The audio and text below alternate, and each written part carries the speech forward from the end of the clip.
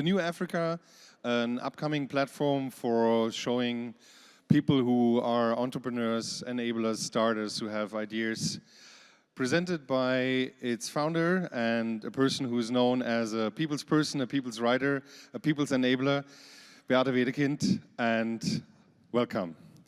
And she has a talk first with Till, who will talk about the New Africa, and after that, more people will come to stage, and you will listen then what's going on then. Have fun. Thank you very much. Thank you very much. So, welcome also from my side. I have the pleasure to guide you through the whole 1 hour, and maybe before I give a little bit sort of a structure, because we're going to have quite a few people helping us and displaying what the New Africa is, a few welcoming words from Beate in the beginning right now. Yes, hello, my name is Beate Wedekind. I'm 62 years old. I live here in Berlin and in Addis Ababa. And I am, you will not believe it, I am a startup entrepreneur. And my startup is called The New Africa. And we will talk about it, what it's about within the next hour. But I'm extremely happy to be here at the Republica, because you all are what we do and what we need you for. We want to communicate about Africa today, and you are all communicators, and we really want to motivate and convince you to become part of the New Africa. And how we can do this, we can talk later, also in individual talks. And I'm happy to also see some friends from the Afri Labs, like Marcos from Addis. It's a little bit, I see somebody from Ghana, from Nigeria. And I appreciate very much that Republica has decided to put an emphasis and focus on Africa. This is just great, and that's why I'm extremely happy to be here. Thank you. Yeah, so basically we want to convince you all to become a member and participate in the New Africa after this 1 hour. And just to let you know what we're going to talk about, we'll share a little bit light on Beate and her career and her person, because she's the main initiator of the whole TNA, and how she wants to engage and bring people together here. Basically, it's her new venture, so it's really something that needs to grow. It's a strong idea that needs to get bigger and bigger, and it's this intimate talk today that we want to share with you, and hope to inspire everyone here who's in the rooms so far. Basically, the second part would be why and what is TNA? So, and give you understanding what we believe is going to be strong with that platform. Then we will show some cases that we want to feature with TNA.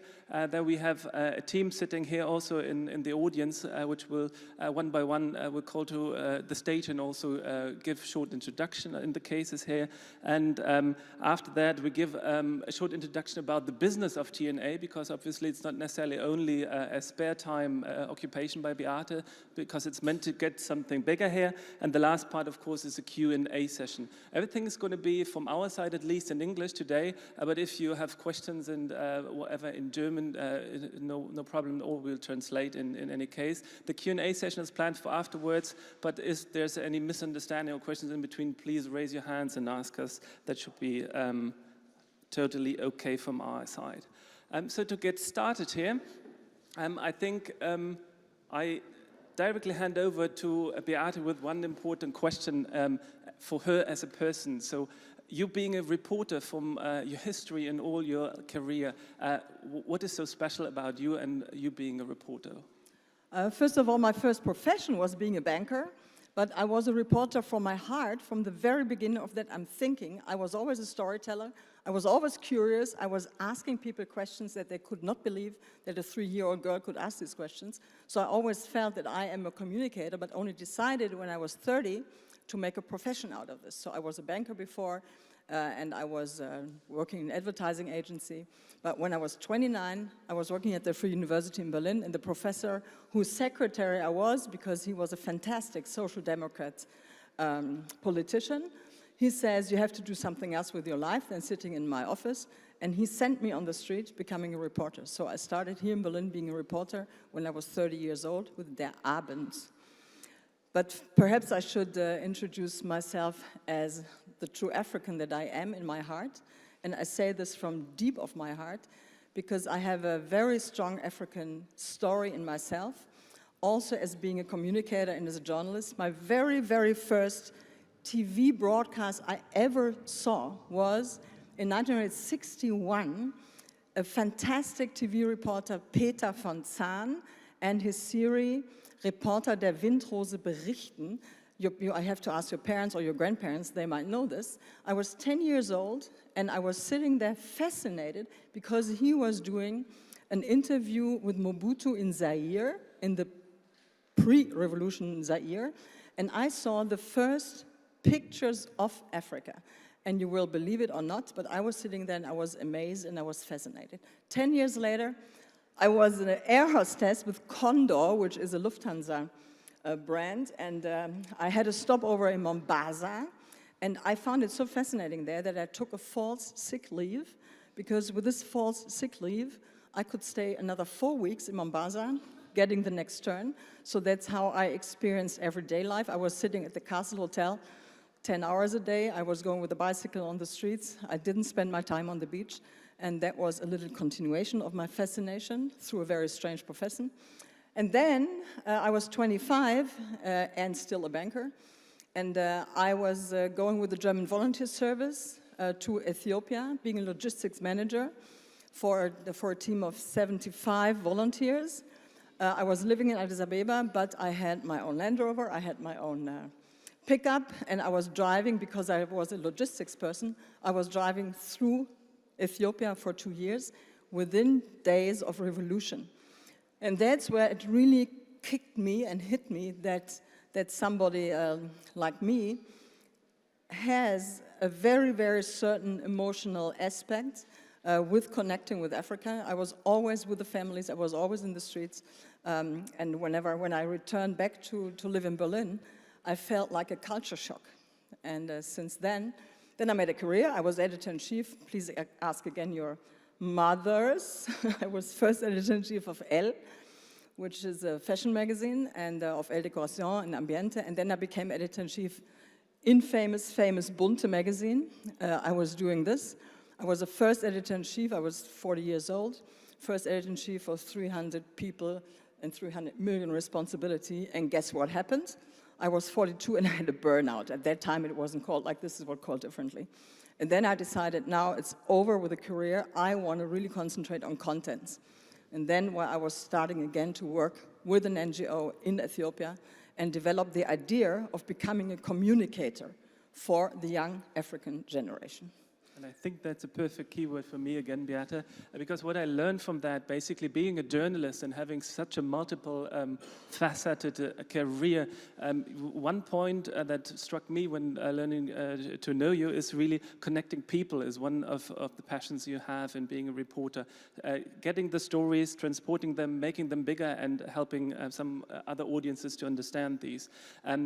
The other part of that is really being in Africa, and it's a mediated experience. The first one you talked about watching German TV in the 60s. The other one is really this breaking the rules, having a sick leave, a forced sick leave in Mombasa. I think that's another strong trait of your personality, and the other part is it's not I did many more in my life, I only want to tell you. And the other part is being how is it called in English? Entwicklungshelfer, development aid worker. I think in that point of time, it hasn't been an easiest job. No. So it's really, for me, seeing how we in the northern world, or at least in Germany, see Africa in the media is quite maybe coined, I could call it through misconceptions. So really a lot of poverty, of crisis, of wars, of catastrophes in the nature, etc. So we have a quite clear picture, but these misconceptions might be not the way you are looking forward to Africa and to talk about it, isn't it? So since 10 years, I'm commuting between Berlin and Addis Ababa. And really commuting means sometimes I go for 3 days to Addis Ababa, or I stay 3 days in Berlin, then I go for 5 weeks, and I really fly back and forth. I can only recommend with Turkish Airlines, 474 euros back and forth. It's less than you go to Mallorca these days. And it's no jet lag, and it's like Addis Ababa is a fantastic, modern, diversified city. The first years I was mostly working for an NGO in the rural areas. But already there, I saw Ulrich always says to me, stay in the today, but also there, I saw the first signs of future. And I saw that these are not people who want to depend on aid, that they need know-how, that they need vocational training, that they need schools and education because there was none. But I saw how much talent is there that is really not getting any attention beyond the circles of their villages or their towns or their own communities. And there I already started to write books about these communities, and then I really, like 5 years ago, I said we cannot do magazines only for an elite, 20,000 people or even 100,000 people. We have to communicate this new Africa on a larger scale. So then I was thinking, how do I do this? And then that's when I decided to really have a deeper look in how urban can a young society be, even living in the rural areas? How global thinking can somebody be who is living here and thinking Africa is just poor children dying? So I really tried, with the topics that I choose, to really connect these worlds, but always with the real aim to make people here understand that Africa is much, much more than what everybody has in its head now. And that's also how I met the guys from ICE Addis in Addis Ababa, young people who did bar camps, who really have an innovation hub. And through them also I met young professionals. Through them I met others in Nigeria, I met others in Ghana, I met others in South Africa. And then I decided, yes, I have to do it. And as I think, being 60, you can either decide, okay, I buy a new MS bag, or you do something meaningful. And I decided to take the challenge and the chance to do something new, and this is what we are doing. And what I do understand from your point of view, you wanted to show the reality that you experienced being in Africa and traveling forth and back. And somehow, as the name and the title tells us, it's about the new Africa, isn't it? Yes. So my question would be, logically, what is the new Africa in your perspective? What's the idea? What's the purpose? So first of all, it's the New Africa as a brand is really a media brand. It is a platform where we are collecting the most interesting stories of young people, young professionals, young entrepreneurs, but not only from the business side or work side, but also how do we live? How do they live? And what music are they doing? What literature do they have? What films are they making? So I really want to show on the New Africa website the way of living that it's not estranged from what we are thinking when we think of connecting globally or when we think of connecting with the next generation. Did this answer your question, or did I completely misunderstand it? Oh, basically, the question is answered. Maybe there's some points I would maybe share some light a little bit deeper. What do you understand of being a media platform? What's a media brand in your sense? What's going to happen on that platform? I think we talk a little bit later on that also, but what is happening there, we really aggregate stories. This is not about business plans. This is not about concepts and strategies like VC for Africa does or like How We Made It in Africa does. We want, because I am a digital person, but I believe in the human aspects of how people experience their own life. So we will tell the stories of the people behind the entrepreneurship, the people behind the industry, the people behind the goals that they have. So it's not a business platform, it is a people's platform, but concentrating on the new generation. But it also has another aspect, which is like, of course, we want to do workshops and conferences, both in Africa and here in Germany. And as I am coming from the printing press, and as I love to do magazines and I love to do books, we will have an annual yearbook that I promise you, everybody wants to have it, because you always get an outlook on what is going to happen in Africa in the year after and what we experienced in this year. So it's three-dimensional, it's a website, it's workshops, conferences, but it's also a print product. Basically, this is, when looking at the slide, connecting across the continents was one keyword for me. And this idea, having these contents you describe, but bringing them to the Northern Hemisphere, to Europe, wherever, is what you mean behind that sentence here, connecting. Yeah. but also what I really have to say, it is the more I think about and the more I see what we are doing, it really is that I am sometimes, I sit on my desk here in Berlin with disbelief of what people do not know about the modern Africa or of Africa today. So I really have, I have a, was heißt das? Ich habe eine message. I have a mission that really I want us, everybody in the Northern Hemisphere, really to understand that this is a partner continent, and this is not a continent where we just give and where we please our pity or whatever, you know. And this is, for me, very, very important.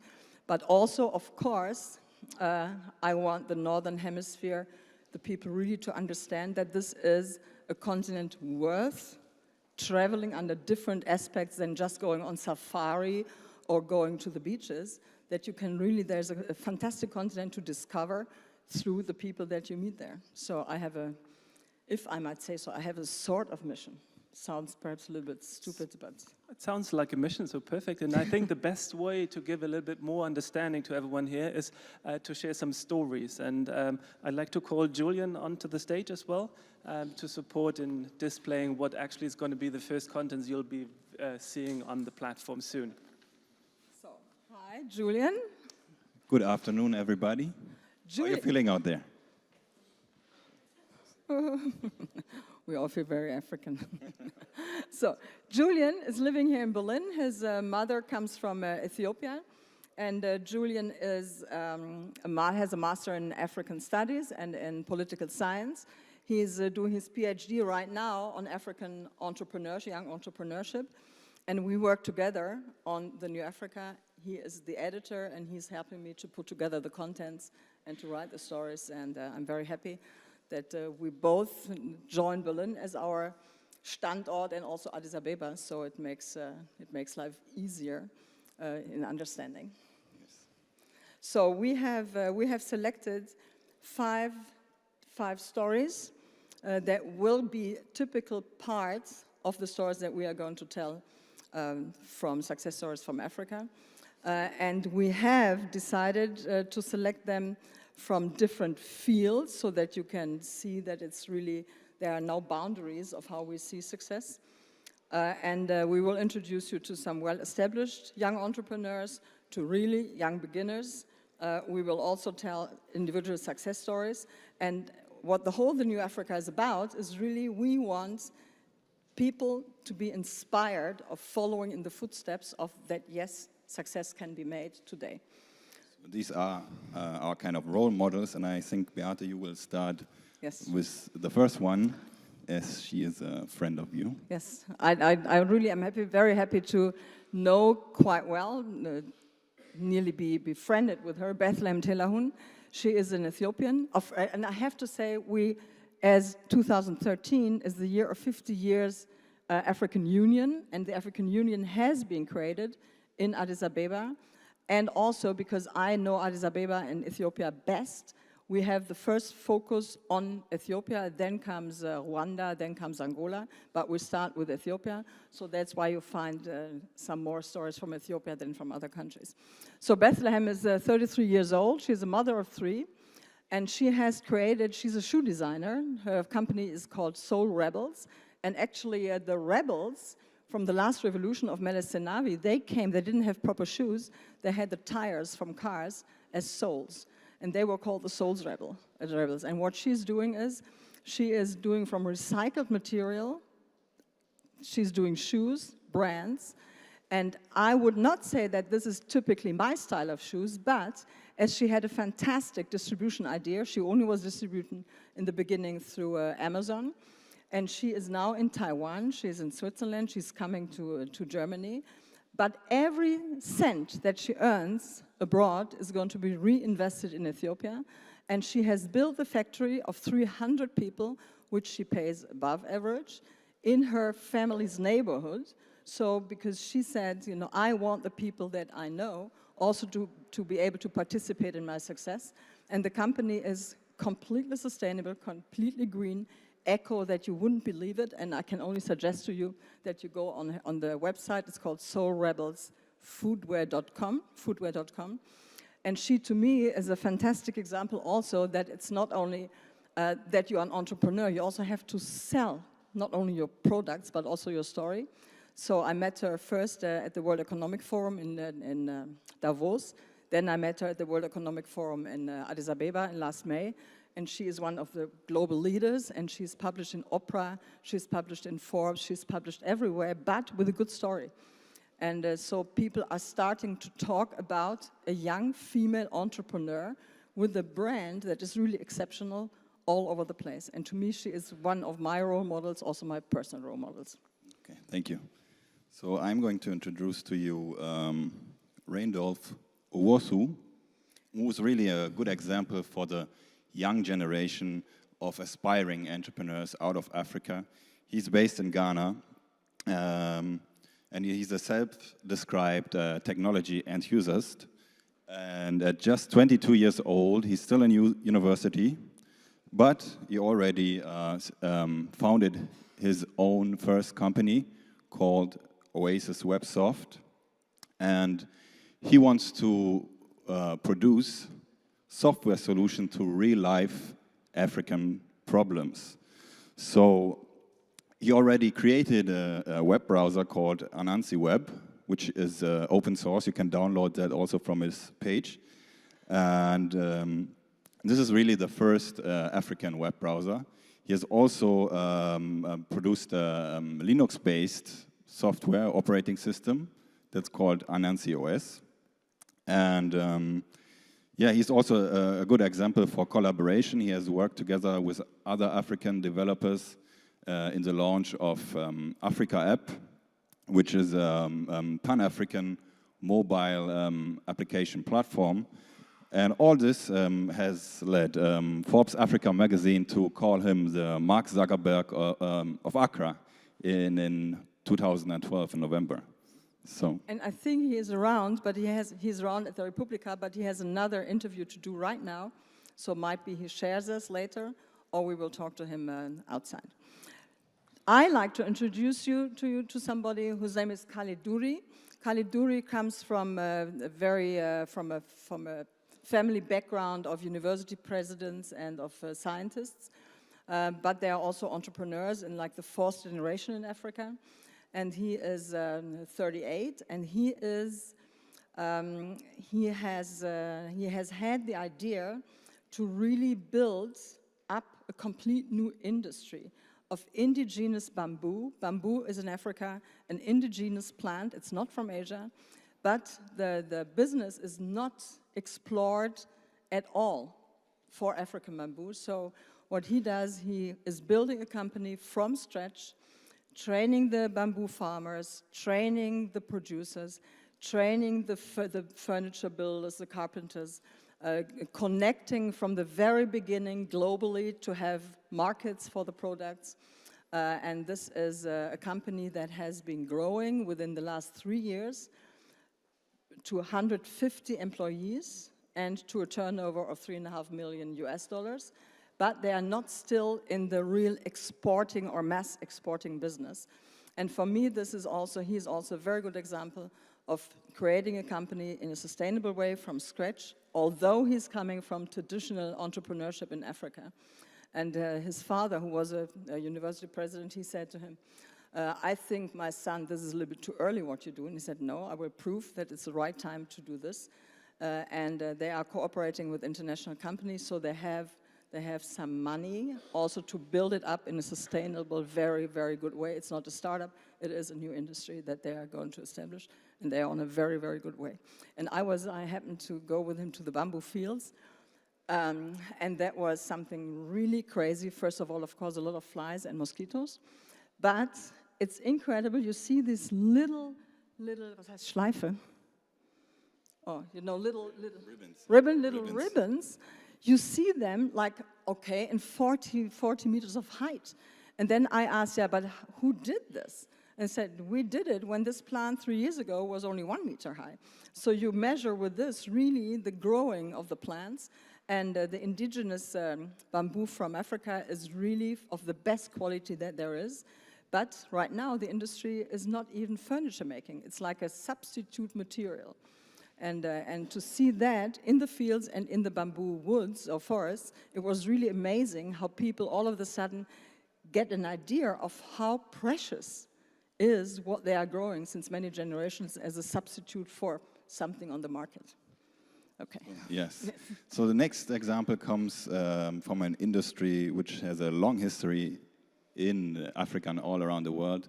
That's agriculture, and here especially dairy farming. I'm going to introduce Bagore Batili.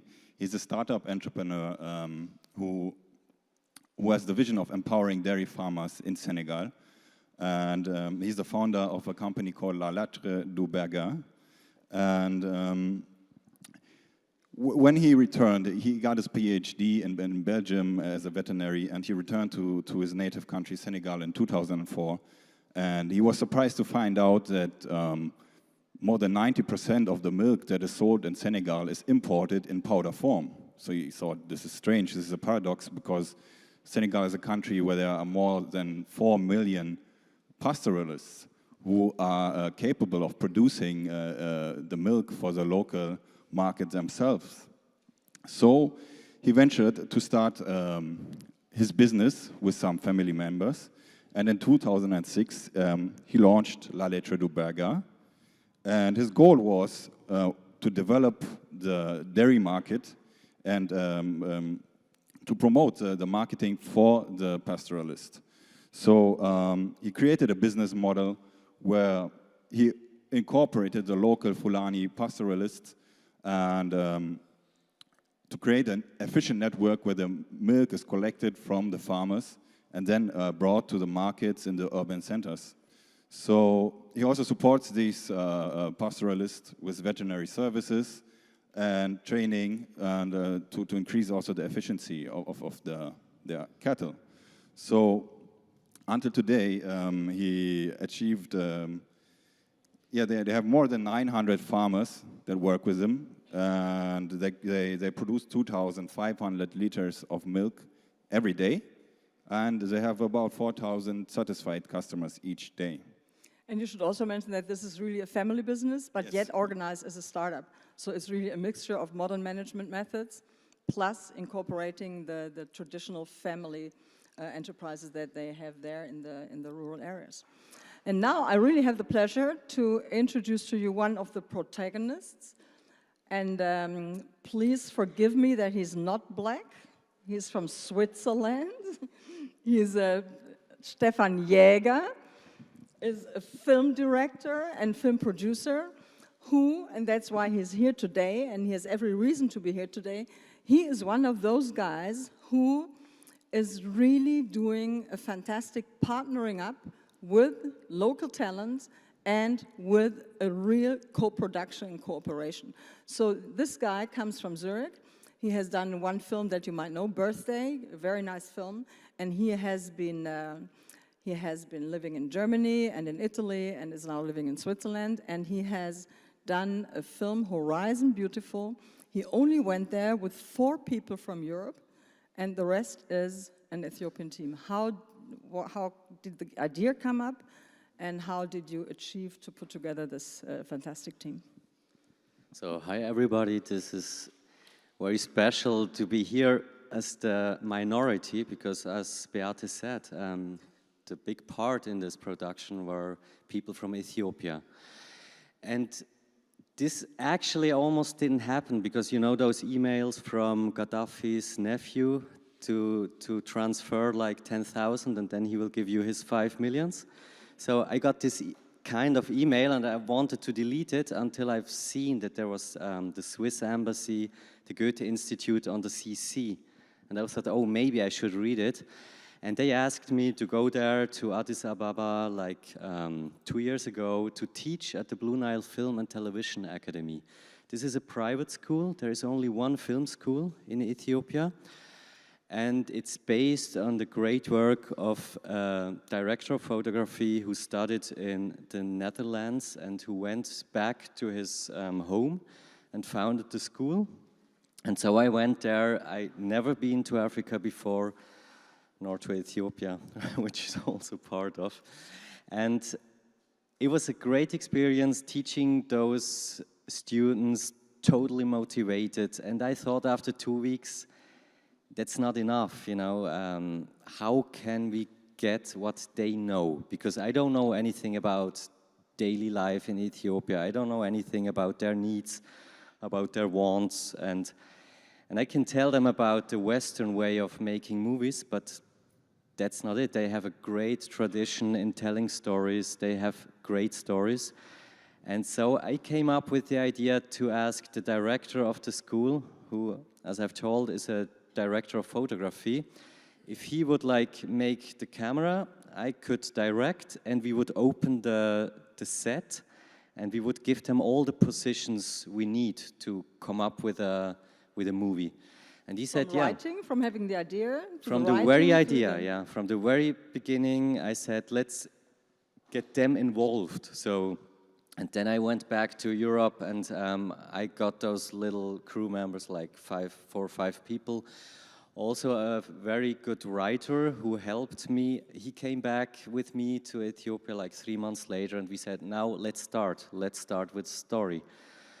And they came up with an amazing idea of a street kid, a little Admasu, who wants to become a football player, like all the street kids, and like all the kids anyway in Africa.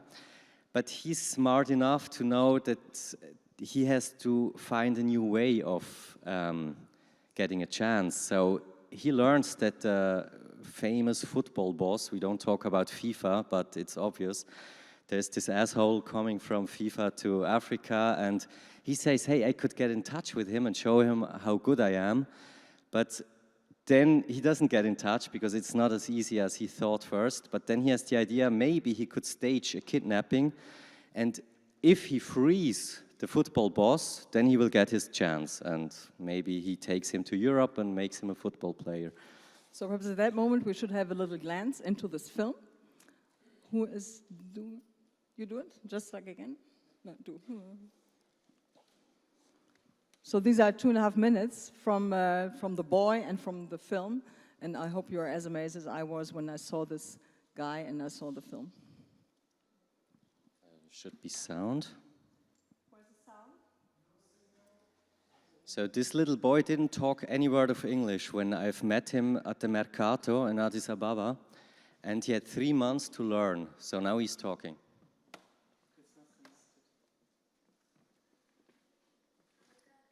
It's not connected, but he talks really good English, so. Then I tell the guard, Mr. Franz in danger, Mr. Franz in danger.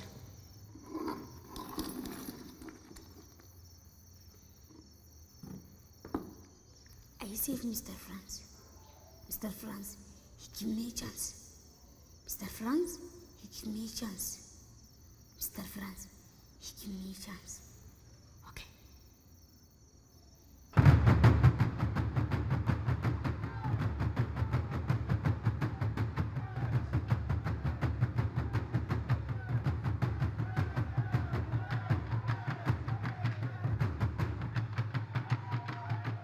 I'm not German, I'm Swiss.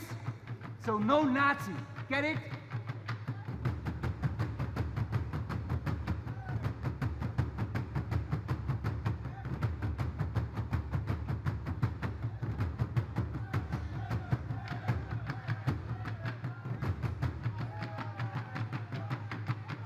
But if it gets dirty, I sell you to a slave trader. Yes, you slave trader.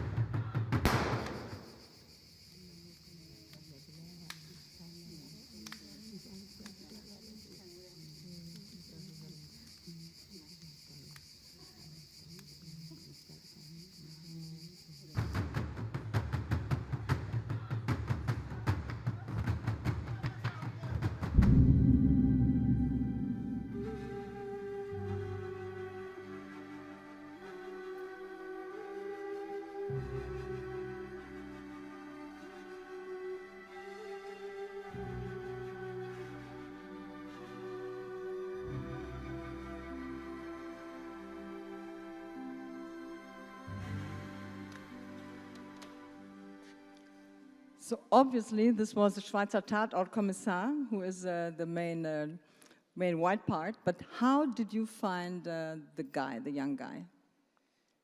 How did you cast him? I was asking the students, how would you do it? And they said, yeah, let's go to the schools, let's go to the orphan homes, let's go to the Mercato. And I said, what's the Mercato? And so we went to the Mercato, which is an amazing place. Whoever goes to Addis Ababa should go first to the Mercato. It's like the biggest open market in Africa still, but the government is like working that they want to clean it up. So go there unless you don't go there. And the first kid I've seen on my tour through Addis Ababa was Hanok, standing there in the Mercato working like 10 hours a day with maybe his 12 years, we don't really know. His mother died TB, and his father doesn't talk with him because he has another religion. So I asked my assistant, Solomon, Solomon, just talk to this little kid. He's mesmerizing. I want him to do something for us. And what we did is like, we took him in front of a camera, and he sang a song. That was it. And I knew this is my guy. So no cell phone, no people responsible for him, but I said, yeah, we can do it. And all the Ethiopian students say, you're crazy, this is never gonna work. He's a street kid, he has to earn something for living. I said, okay, we can maybe handle, we can deal. And he did it. It was amazing, you know, because like 3 weeks later, we had a casting with 60 kids from schools, from orphan homes. And we had a so-called recall, and I said, my plane is leaving at 7, and if he shows up at 6, then I will tell him that he's the guy. And we had 2 other kids, also great actors, and we said, if you don't come on time, then it won't work. So what happened is like 6 o'clock he wasn't there, 6:30 he wasn't there, and everybody told me, see, we've told you it wouldn't work. So, and at 6:55 he came in running, because he ran from the Mercato to Bole, which is an amazing distance, and he did it because he couldn't afford the bus, you know. And so I said, okay, guy, this is your job. The next 3 months, you're gonna learn English. You wanna have 6 teachers, all Ethiopian students. We had an English teacher, a casting coach. We had a coach for acting. We had a football trainer. So what is he doing today? What is Hanok doing today? He's working. What effect did it have on him? It was amazing, because in the middle of shooting, we said, now Hanok, we have a surprise, you can join Salem Village. Salem Village is a Swiss foundation who helps kids from the street. Normally only like 3 years old kids, but they said, okay, we make an exception. But then it took another 2 months, but now he's staying with them, he's going back to school, and he wants to become a singer. So the final song in the movie, he sings himself, and this is really the great achievement of what we did. Thank you very much, and we will all inform you when the film is coming also to the theaters here. And for me, it was a good example of that you really, from scratch, do something together. And I've seen the whole movie, and it's a very, very touching movie. Thank you very much, Stefan, to come from Zurich. You're welcome, Yes? thanks. Thank It's you. also on Facebook. Yes. Facebook, Horizon Beautiful. Thanks a lot.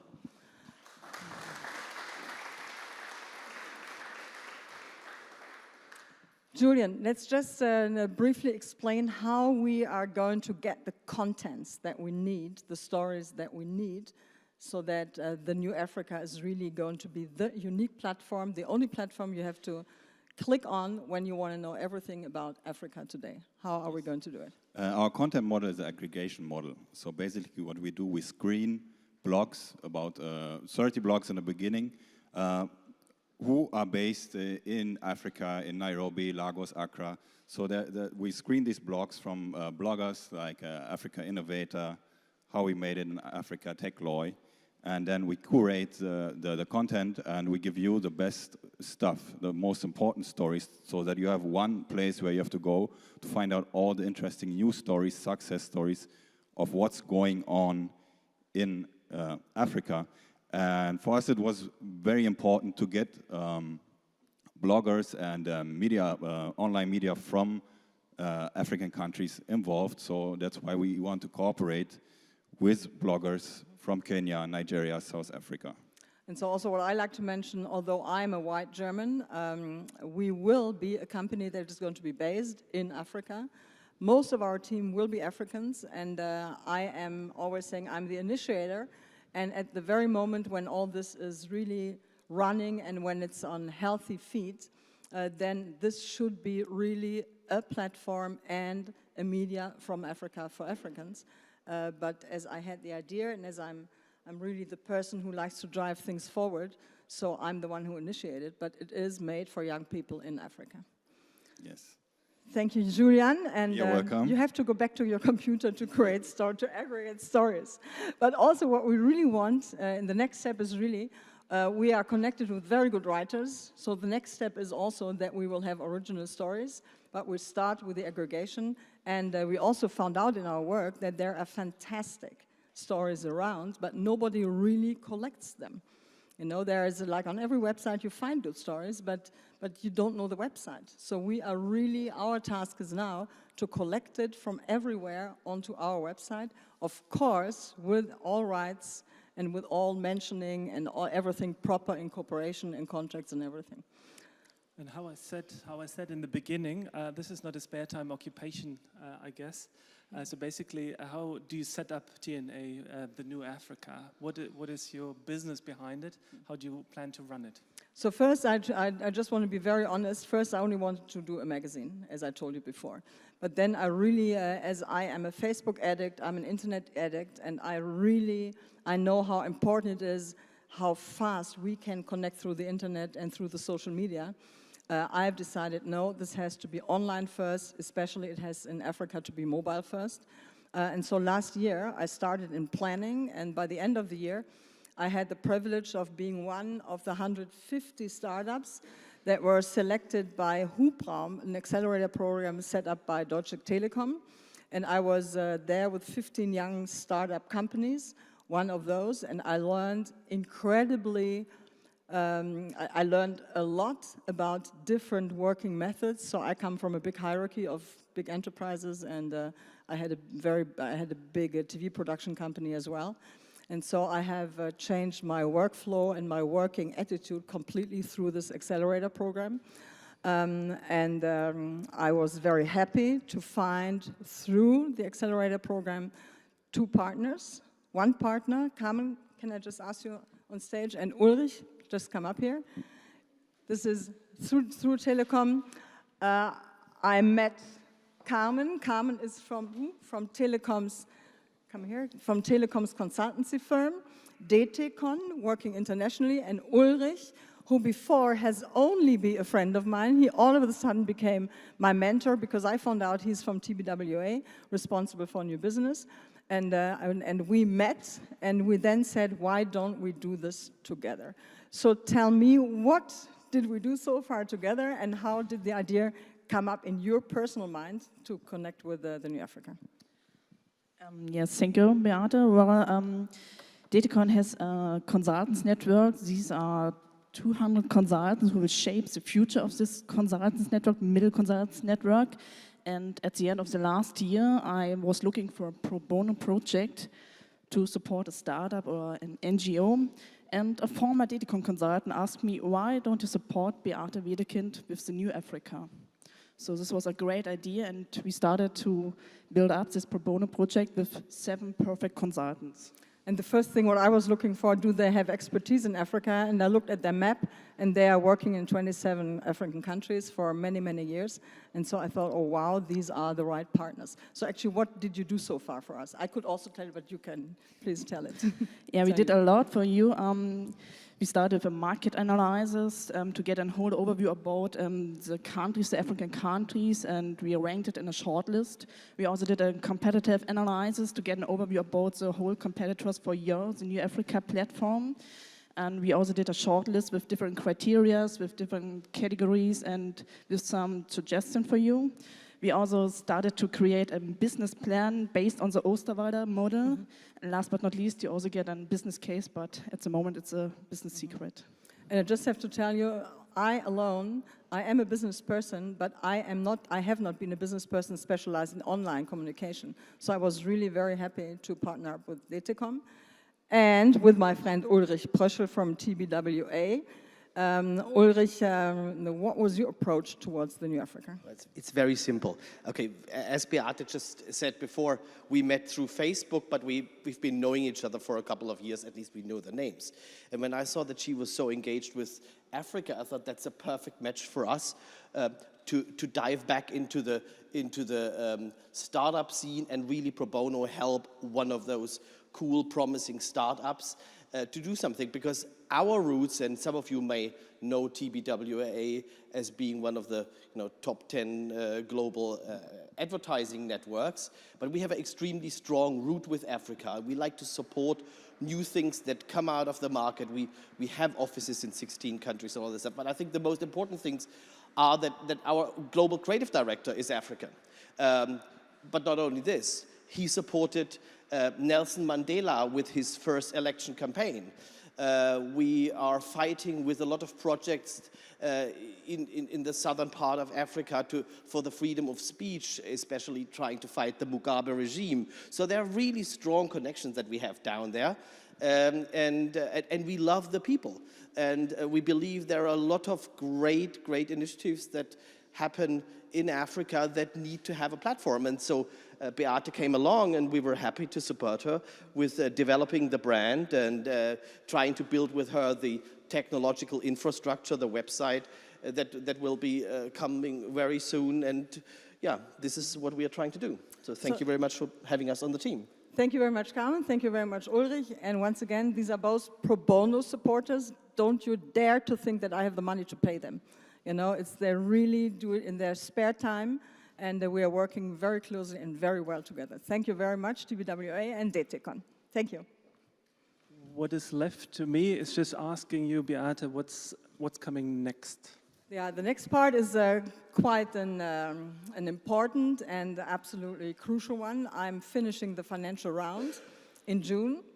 We are going beta in the summer, and we are going to have our first conference in November in Addis Ababa.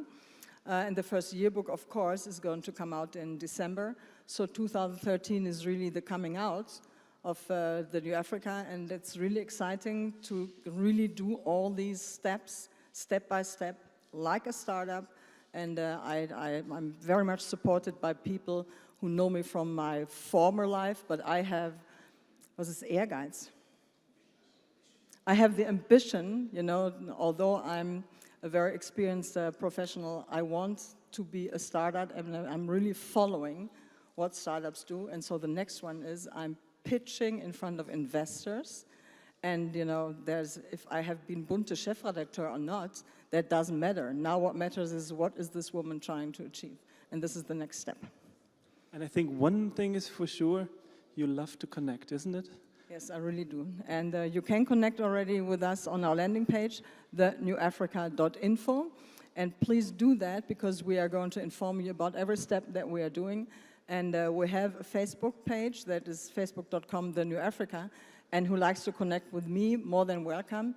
The facebook.com, Beate Wedekind. And you have to be quick, because right now it's still, one can only have 5,000 friends. I already have 4,900 and something, but I mostly know them in person, or I had the luck to really meet somebody through Facebook who I have met 20 years ago in real life, and we reconnected again. So thank you very much. And thank you, Beate. Thank you, everyone in the audience, for listening and helping us spread the word about the New Africa. And maybe it's time for some questions and maybe answers, or questions that we need to answer in the future. So whoever needs to something clarified, please speak up.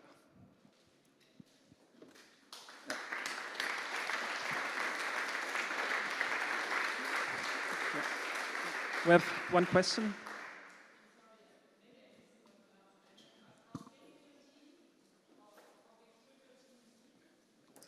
Oh, the team right now we are 5 people, but we already have 20 people in our network system in Africa. And in the end, my business plan that has been worked out by DTCom is warning me I should not have a too big team in the beginning. But we will be based in Addis Ababa and in Berlin, but the core team will be based in Addis Ababa.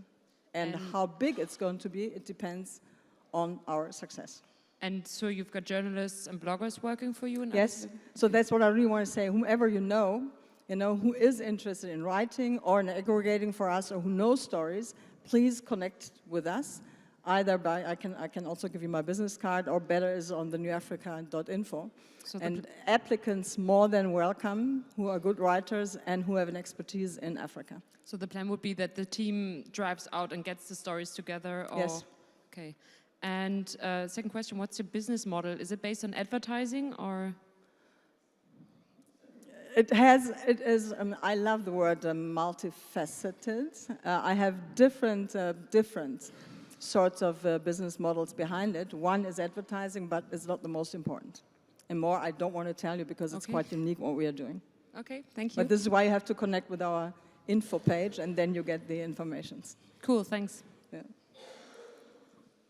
Another question? So really, I'm here the whole afternoon, and Julian also. We are where the Global Innovation Hub is, around there. We are going to be there, and whoever wants to talk to us, please feel free to talk to us, and please connect through the newafrica.info. Thank you very much for your interest.